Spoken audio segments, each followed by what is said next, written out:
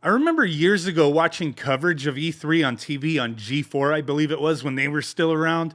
And it was just amazing seeing the crowds of people, the different games being showcased. I was really intrigued. It seemed awesome, something I always wanted to go to, just never have been able to make it out there type of thing. This year, maybe we'll see. I'm trying to see if I can go to E3 this year. But I've been to some conventions in the past, like San Diego Comic Con as an example. It's been some years since I've been there, but the times I went, I remember they would have like a whole section that was gaming related, and you'd have companies like Nintendo with 3DSs lined up. Capcom was there. You could play games, check out new stuff that was coming out. Different companies, have little booths and whatnot, and it just seemed awesome. Like it was really cool, and to have something like that on a much larger scale like E3, hell yeah, would love to go, right? And this year they're returning. They've been gone for a little while. And I saw this news earlier that I wanted to quickly talk about that, I don't know, is this cause for concern? Because IGN is reporting this exclusive here that Xbox and Nintendo and Sony will not be part of E3 2023, its first physical event in 4 years. That is not going to be as a triumphant return, I guess, like they're saying here.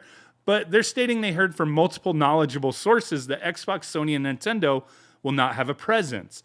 And they did talk to Xbox CEO Phil Spencer recently, and he was talking about that they were going to have their own showcase and they're going to time it to be convenient for press and consumers during E3 type of thing.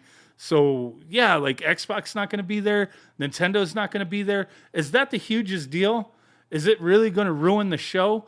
There's a lot more to it, though, it seems. And I'm really curious to hear from you guys. Have you been to E3? Are you looking forward to the return to E3 this year? Even with the news that most likely these three big companies are not going to be there.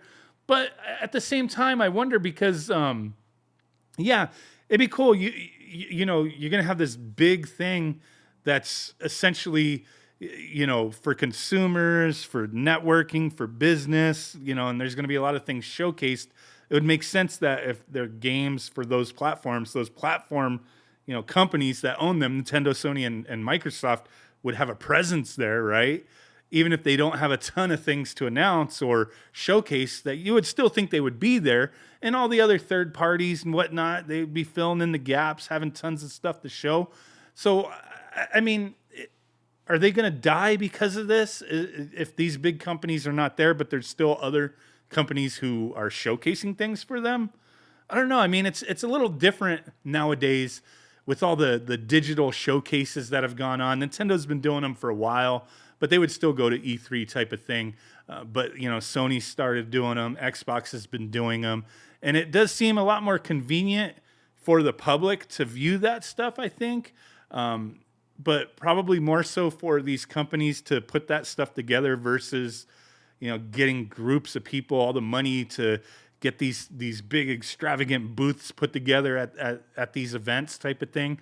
And, Xbox laying off all these people. Yeah, maybe it's just not in the cards for them.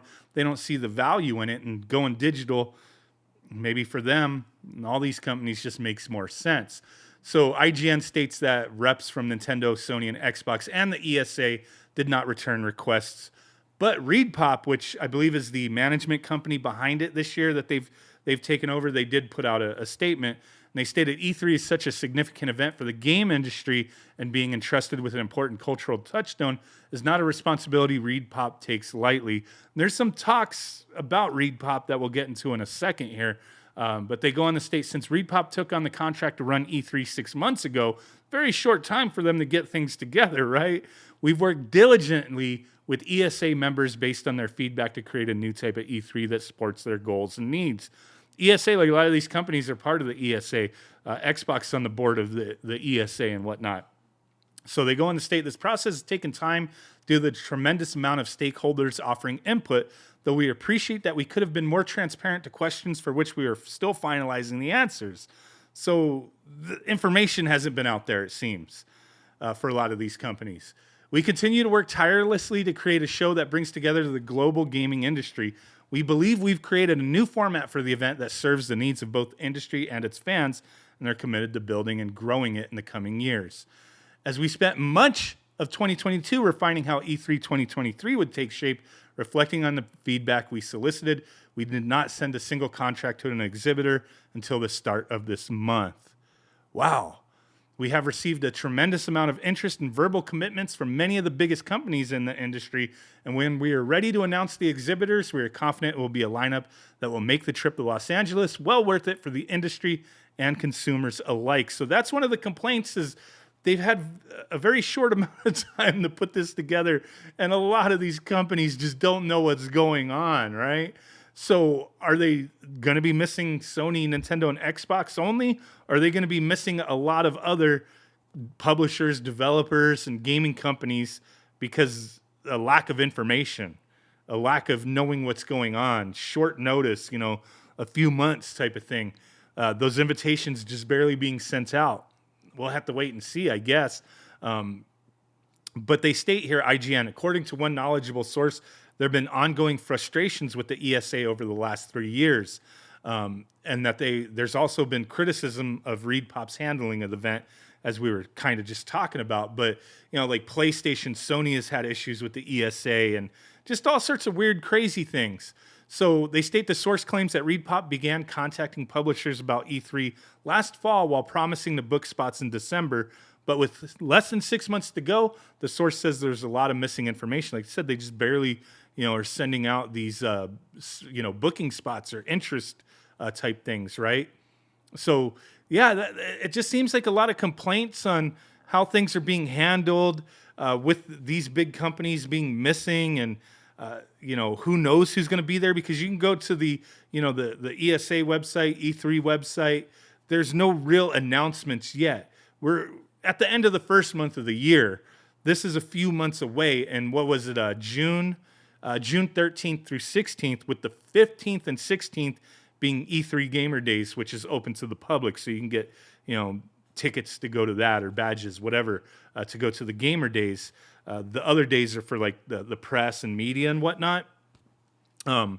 It's just kind of crazy. Such short time. We're not really hearing anything other than stuff like this, that these big companies are skipping the event.